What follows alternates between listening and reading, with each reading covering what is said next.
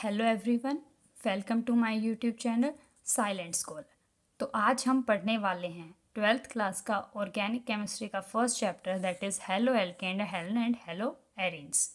तो इस चैप्टर की शुरुआत करने से पहले हमें ये देखना और समझना बहुत ज़रूरी है कि ये वर्ड जो चैप्टर का है इसका मीन क्या है।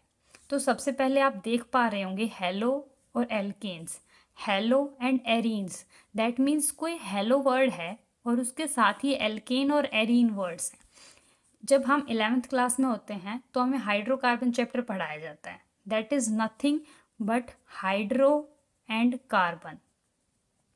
दैट मीन्स हाइड्रोजन और कार्बन से बनने वाले जो भी कंपाउंड्स हैं वो हाइड्रोकार्बन हैं, जिनके अंदर हम पढ़ते हैं basically alkanes, alkenes and alkynes, और फर्दर उन्हीं के सब टाइप्स में साइक्लो कंपाउंड्स भी आ जाते हैं, जिनमें cycloalkane, cycloalkene and cycloalkyne भी ऐड होते हैं।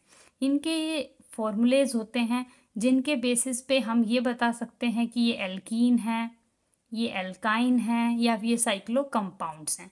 तो ये सब तो बेसिक आइडिया है जो कि हम अपनी छोटी क्लासेस में सीख करके आते हैं। पर अब हमें ये चीज़ पता करनी है कि हेलो एल्केन और हेलो एल्कीन एरीन्स हैं क्या। तो सबसे पहले हेलो एल्केन्स के बारे में जानते हैं। तो हेलो प्लस एल्केन्स मतलब ऐसे सैचुरेटेड कंपाउंड जिनमें कोई डबल बॉन्ड नहीं है, जो कि इस टाइप के फॉर्मूले को कंटेन करते हैं, जिनमें CnH2n+2 है, जहाँ पे n क्या है, नंबर ऑफ कार्बन एटम्स। इसका मैं आपको एक एग्जांपल लेके दिखाती हूँ। जैसे कि हमारे पास एग्जांपल है प्रोपेन का। हमने आयुपैक पढ़ा ही है। आयुपैक में हम कैसे कर देखते हैं, ये प्रोप क्या है, एक वर्ड रूट है, और एन क्या है, इसका सफिक्स है। ये एन वर्ड ही शो कर रहा है कि हमारे पास कंपाउंड में कोई भी डबल बॉन्ड नहीं है, all are the single bonds. So prop plus ane that is propane. तो प्रोप में 3 कार्बन एटम्स हैं और हर एक कार्बन एटम टेट्रावेलेंट होता है, 4 वैलेंसीज को पूरा करेगा, 1 2 3 4, 1 2 3 4। इसी तरीके से हमने हर एटम को टेट्रावेलेंट करते हुए उसकी वैलेंसी पूरी कर दी। अब हम यहाँ क्या देख रहे हैं कि ये एक ऐसा कंपाउंड है जिसके अंदर कोई भी डबल बॉन्ड नहीं है। तो ये कैसा कंपाउंड हो गया, सैचुरेटेड कंपाउंड। और इसी सैचुरेटेड कंपाउंड को हमने एल्केन का नाम दिया है। अब इस कंपाउंड को हम एलिफेटिक बोलते हैं। हमने ऐसा इसको एलिफेटिक ही क्यों बोला, क्योंकि ये एक लीनियर चेन में है, ये साइक्लिक नहीं है, ये क्लोज्ड नहीं है। तो ये क्या है, एलिफेटिक।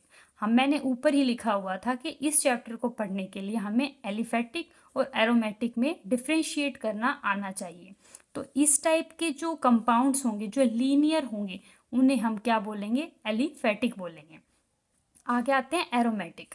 जनरली जो एरोमा वर्ड है वो लेटिन से निकला है, लेटिन भाषा से निकला है, जिसका मतलब होता है to smell, to smell something. तो अगर कोई किसी चीज़ में स्मेल आ रही है, किसी कोई चीज़ पे है वो फ्रूटी स्मेल हो, चाहे वो डिस्कस्टिंग स्मेल हो, तो किसी भी चीज़ की स्मेल से आप उस कंपाउंड को अगर डिटेक्ट कर पा रहे हो, दैट इज़ एरोमेटिक प्रॉपर्टी उसकी।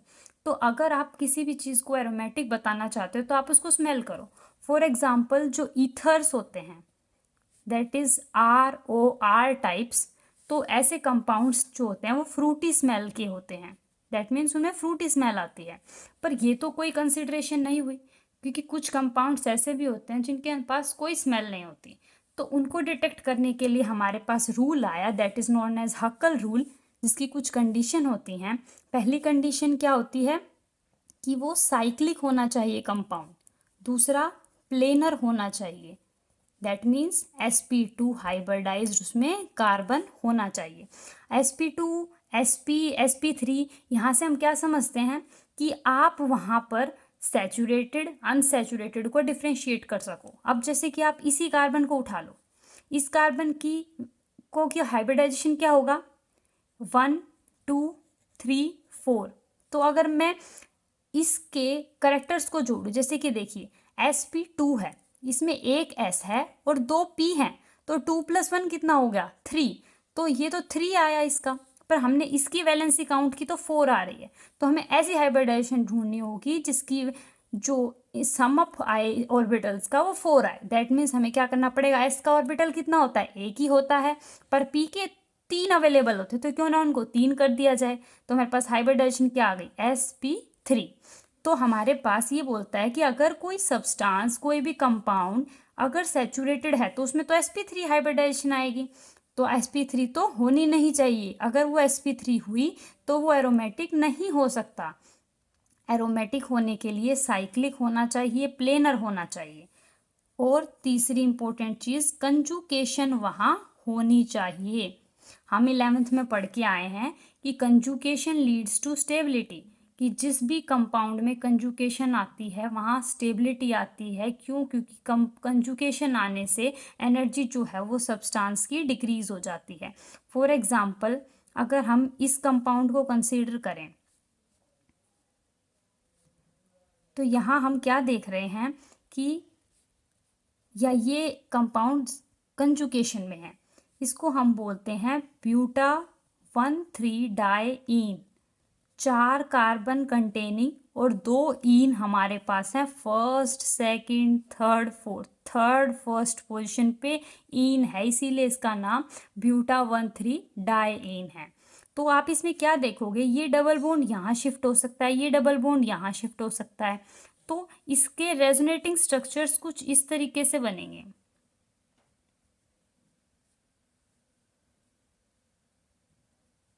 तो ये जो सिस्टम है ये कंजुगेटेड है। दैट मीन्स इस सिस्टम की एनर्जी इन 2 स्टेबल स्ट्रक्चर्स ने डिक्रीज करती, तो ये काफ़ी स्टेबल स्ट्रक्चर है। तो एरोमेटिक कंपाउंड्स वो होंगे जो साइक्लिक होंगे, प्लेनर होंगे, कंजुगेशन में होंगे। और चौथा सबसे इम्पोर्टेंट रूल कि वो हक्कल रूल को फॉलो करेंगे। दैट मीन्स वहाँ 4n+2 पाई इलेक्ट्रॉन्स होने चाहिए। 4n+2 का मतलब, जैसे n की वैल्यू 1, 2, 3, 4 रख के देखते हैं। तो n की वैल्यू जैसे ही मैं 1 रखूंगी तो 4 × 1, 4 + 2 6, 6 पाई इलेक्ट्रॉन हो वहाँ। 2 रख के देखते हैं, 10 पाई इलेक्ट्रॉन्स। 3 रख के देखते हैं, 14 पाई इलेक्ट्रॉन्स। 4 रख के देखते हैं, 18 पाई इलेक्ट्रॉन्स। हैंस जिसके अंदर भी इस टाइप के इलेक्ट्रॉन्स अगर प्रेजेंट हैं तो वो एरोमेटिक होगा। जैसे मैं इसका एक एग्जांपल लेती हूँ, ये आपने सब ने देखा होगा, ये क्या है, बेंजीन है। अब इस बेंजीन के 3 कैनोनिकल स्ट्रक्चर्स बनते हैं, रेजोनेटिंग स्ट्रक्चर्स बनते हैं, जो कि हम सबको पता है कैसे बनते हैं, ऐसे बनेंगे।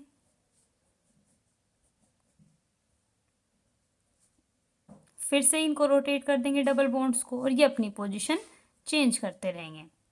ये हमारे पास इसके रेजोनेटिंग स्ट्रक्चर्स आ गए। तो अब हम क्या देखते हैं कि इसके अंदर डबल बॉन्ड कितने हैं, 1, 2, 3, 3 पाई बॉन्ड है। ठीक है, एक बॉन्ड में कितने इलेक्ट्रॉन्स होते हैं, 1 बॉन्ड इक्वल टू 2 इलेक्ट्रॉन। क्योंकि आप देखते हो, जैसे मैंने एक एग्जांपल लिया CH, इसमें हमेशा 2 इलेक्ट्रॉन्स प्रेजेंट होते हैं किसी भी बॉन्ड को फॉर्म करने में। एक ये वाला एटम कंट्रीब्यूट करता है, एक ये एटम कंट्रीब्यूट करता है, जब वो कोवलेंट बॉन्डेड होते हैं।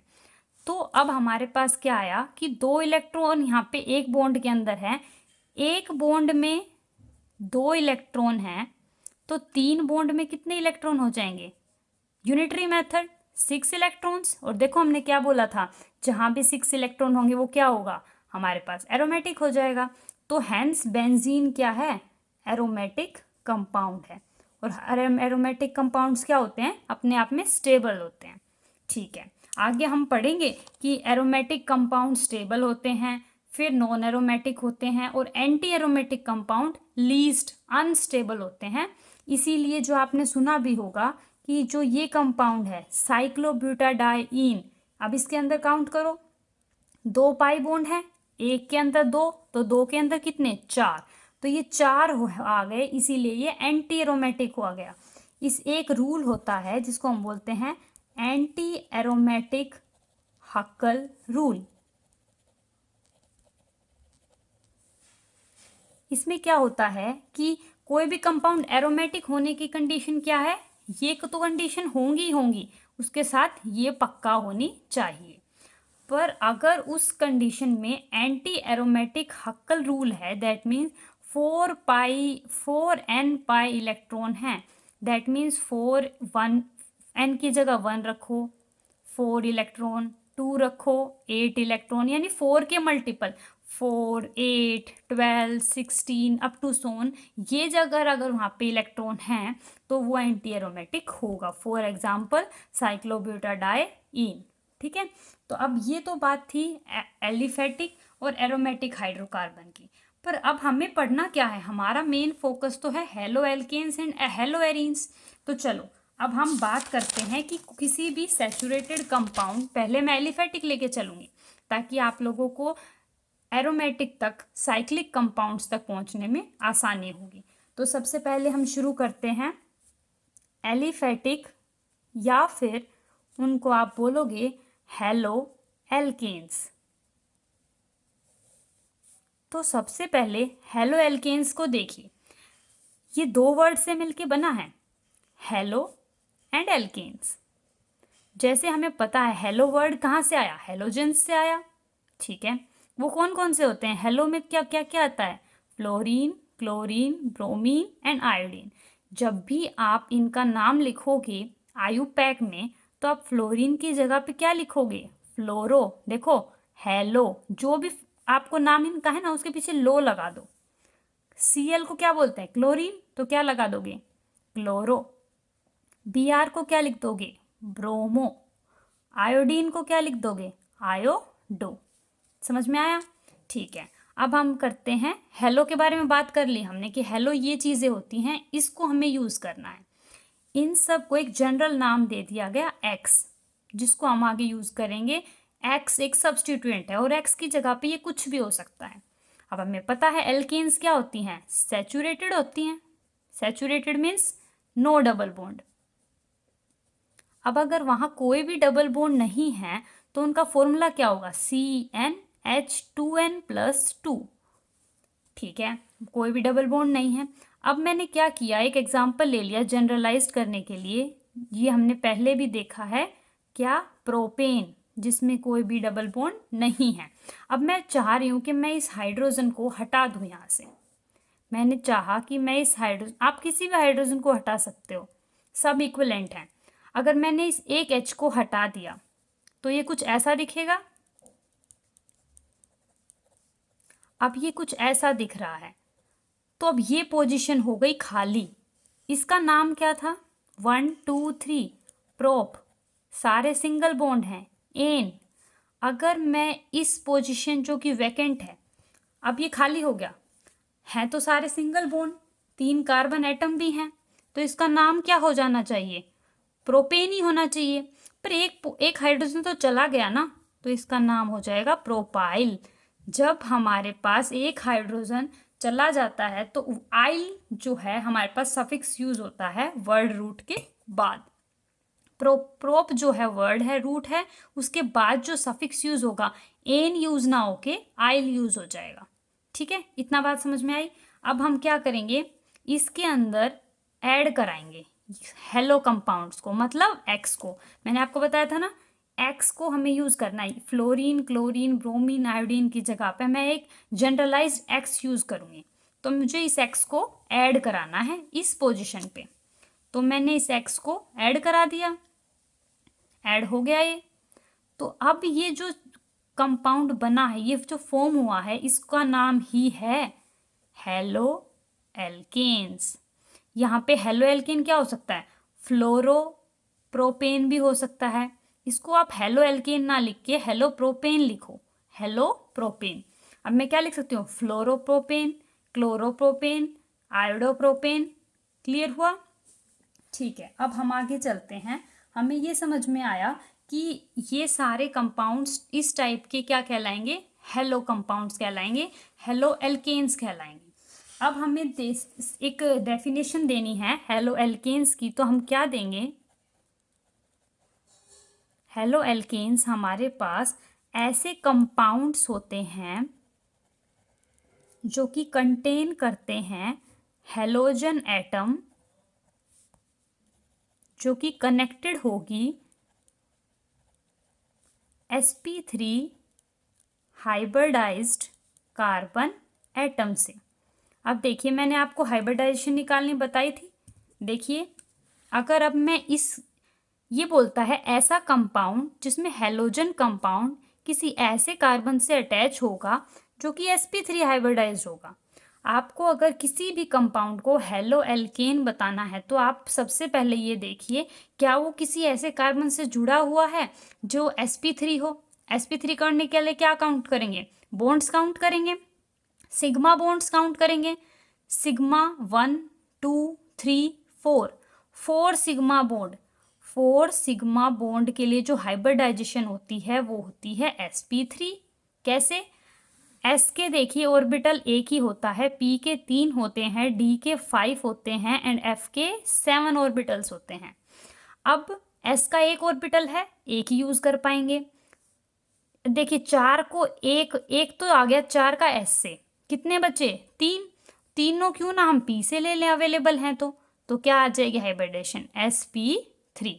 तो ऐसे हमने देखा कि हेलो एल्केन्स वो कंपाउंड होते हैं जिसके अंदर कोई भी हेलोजन किसी ऐसे कार्बन से जुड़ा है जो sp3 हाइब्रिडाइज्ड है। अब आप ये सोच रहे होंगे क्या कोई भी कंपाउंड कि जिसमें सिंगल सिंगल बॉन्ड है वही हेलो एल्केन्स होंगे, पर ऐसा नहीं है। sp3 का हाइब्रिडाइज्ड कार्बन भी ऐसे कंपाउंड्स होंगे जिनके अंदर उस कंपाउंड में डबल बॉन्ड तो होगा, पर सबसे इंपॉर्टेंट कंडीशन ये है कि हेलोजन जिस कार्बन से अटैच है ना वो sp3 होना चाहिए। बाकी अगर हमारे पास सारे के सारे स्ट्रक्चर में कहीं भी डबल बॉन्ड है, कहीं भी sp2 आ रही है, हमें उससे कोई फर्क नहीं पड़ता। फर्क इस बात का है कि जिस कार्बन से X जुड़ा है वो sp3 होना चाहिए। ये मेन कंडीशन है हेलो एल्केन्स के लिए। तो देखिए अब हेलो एल्केन्स क्लियर हो गया है। अब हम आ रहे हैं हेलो एरीन्स पे, जो हमारे चैप्टर का दूसरा नाम है हेलो एरीन्स। अब हमने sp3 पढ़ा, ऐसे sp2 भी तो हो सकता था। अगर मैं 3 सिग्मा बॉन्ड की बात करूं तो मेरे पास क्या आएगा? sp2 hybridised, right. तो अब हमें क्या देखना है? ऐसे कंपाउंड्स जो कि कंटेन करते हैं हैलोजन एटम को कनेक्टेड होना to sp2 hybridised carbon atom से। अब अगर मेरे पास कोई भी ऐसा कंपाउंड है जो कि sp2 कार्बन से जाके जुड़ा है, तो अब अगर मैं वो बात करूं, यहाँ मैं क्लोरीन लगा दूं, फ्लोरीन लगा दूं, ब्रोमीन लगा दूं, आयोडीन, कोई भी एक्स ग्रुप लगा दूं, तो आप देखिए ये जो कार्बन है ये क्या है, कौन सी हाइब्रिडाइजेशन का? इसको एक बाहर निकाल के देखते हैं, इतने इतने पार्ट को बाहर निकाल के देखते हैं। देखिए फ्लोरीन मैंने इस पार्ट को बस बाहर निकाल दिया दिखाने के लिए। मैं इस कार्बन की बात कर रही हूँ, देखो ये कार्बन से फ्लोरीन जुड़ा हुआ है, क्लोरीन ब्रोमीन कुछ भी जुड़ा हुआ है मान लीजिए। तो इसकी अगर मुझे हाइब्रिडाइजेशन निकालनी है 1 2, इस कार्बन के देखिए कितने बॉन्ड बने हैं 1 2 3। एक कार्बन देखो ये इस साइड से भी तो जुड़ रहा है, तो देखो इस टाइप का स्ट्रक्चर है कुछ, इधर ये कार्बन से ही जुड़ा हुआ है। अगर मैं इसकी हाइब्रिडाइजेशन निकालूं तो सिर्फ सिग्मा बॉन्ड हाइब्रिडाइजेशन में पार्ट करते हैं, तो एक सिग्मा बॉन्ड, 2 सिग्मा बॉन्ड और ये 3, दूसरा तो पाई आ गया ना, ये पाई है और एक सिग्मा है ना। तो 1 2 3, 3 सिग्मा बॉन्ड मतलब हाइब्रिडाइजेशन क्या? sp2। दैट मीन्स ये कार्बन हमारे पास sp2 है और उससे कोई भी हेलोजन अगर जुड़ा हुआ है तो वो कंपाउंड्स क्या हो जाएंगे? Hello arenes. तो अब हमने समझ लिए हैं हमारे चैप्टर का नाम जो कि हेलो एल्केन्स, हेलो एरीन्स। तो अब हमने ये समझ में आया है कि हेलो एल्केन्स में कोई भी हेलोजन कंपाउंड अगर sp3 कार्बन से अटैच है तो वो हेलो एल्केन्स है। हेलो एरीन्स में कोई भी हेलोजन कंपाउंड अगर sp2 कार्बन से अटैच है तो हेलो एरीन्स है। अब इन सब को हटा दें तो अब हमें ये जानना जरूरी है कि हम ये चैप्टर पढ़ रहे हैं इसका फ़ायदा क्या है, ये यूज़ कहाँ हो रहा है, हेलो कंपाउंड्स को हम यूज़ क्यों कर रहे हैं। तो जो इसका सबसे पहला इम्पोर्टेंट रोल है जो कि हमारी बायोलॉजिकल बॉडी यानी आप यूँ बोल सकते हैं बायोलॉजिकल लाइफ में जो इम्पोर्टेंट है, आपने पढ़ी होगी एक थायरोक्सिन ग्लैंड, जिसमें थायरोक्सिन हार्मोन रिलीज होता है और उस थायरोक्सिन हार्मोन से आयोडीन रिलीज होता रहता है हमारी बॉडी के अंदर। तो उस आयोडीन की जब हमारे बॉडी में एक्सेस हो जाती है तो उससे हमारी बॉडी में एक डिजीज़ हो जाती है, जिसको आप लोगों ने गोइटर घेंगा जिसको सुना है। तो देखिए, आपने आपकी खुद की बॉडी में कभी एनालाइज किया था कि आपकी बॉडी में एक हेलो कंपाउंड प्रेजेंट होगा जिसकी एक्सेस से कुछ ऐसा हो जाएगा। चलो एक और एग्जांपल देखते हैं। हमारे पास होता है क्लोरोएमीफिनोल, जिसको हम यूज़ करते हैं as a antibiotics in treatment of typhoid fever. अगर आपने टाइफाइड तो आपने सुना ही होगा, तो टाइफाइड में जो एंटीबायोटिक्स ट्रीटमेंट यूज़ होता है वो भी एक क्लोरो टाइप कंपाउंड है, मतलब एक हेलो टाइप कंपाउंड्स है। ये नाम आपको याद नहीं कर रहे हैं, बेसिकली यहाँ ये आपको आइडिया दे रहा है कि जो चैप्टर आप पढ़ रहे हो उसका साइंटिफिक, उसका डेली लाइफ में यूज़ क्या है, दैट इज़ दिस। तो अब आपको दूसरा एक और एग्जाम्पल आपने सुना होगा, डीडीटी। डीडीटी जो कि हम खेतों में, फसलों में डालते हैं, वो डीडीटी के कंपाउंड्स भी क्या ही होते हैं हमारे पास, जिसका हम आगे स्ट्रक्चर भी देखेंगे। वो भी एक तरीके का हेलो कंपाउंड्स हैं। आपने CCl4, CCCCl मीथेन के चारों हाइड्रोजन को हटा के क्लोरीन लगा दिया गया, जिसको हम एज अ सोलवेंट यूज़ करते हैं बहुत सारे केमिकल प्रिपरेशंस के अंदर। तो अब आपने देखा कितने ज़्यादा यूज़ हैं हमारे पास हेलो कंपाउंड्स के।